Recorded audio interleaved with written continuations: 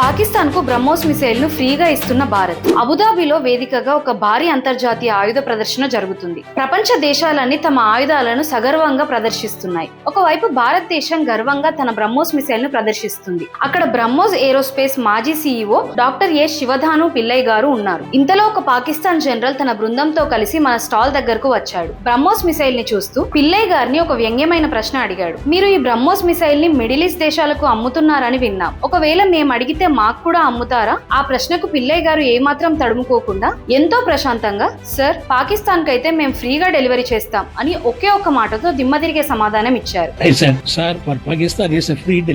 ఆ మాట వెనుక ఉన్న పదునైన అర్థం ఏంటో ఆ పాకిస్తాన్ జనరల్ కు వెంటనే తెలిసిపోయింది. బ్రహ్మోస్ ను పాకిస్తాన్ కు అమ్మాల్సిన అవసరం లేదని, అవసరమైతే యుద్ధంలో నేరుగా వాళ్ళ దేశానికి ఉచితంగానే పంపిస్తామని ఆయన చెప్పకనే చెప్పారు. ఆ దెబ్బకు పాకిస్తాన్ జనరల్ ముఖంలో రంగులు మారిపోయాయి. శత్రువుల మైండ్ బ్లాక్ చేసిన ఈ సర్జికల్ స్ట్రైక్ లాంటి సమాధానంపై మీ అభిప్రాయం ఏంటో కింద కామెంట్స్ లో చెప్పండి. ఈ గూస్ బంప్స్ తెప్పించే జవాబు మీకు నచ్చితే ఈ వీడియోను లైక్ చేసి ప్రతి భారతీయుడికి షేర్ చేయండి.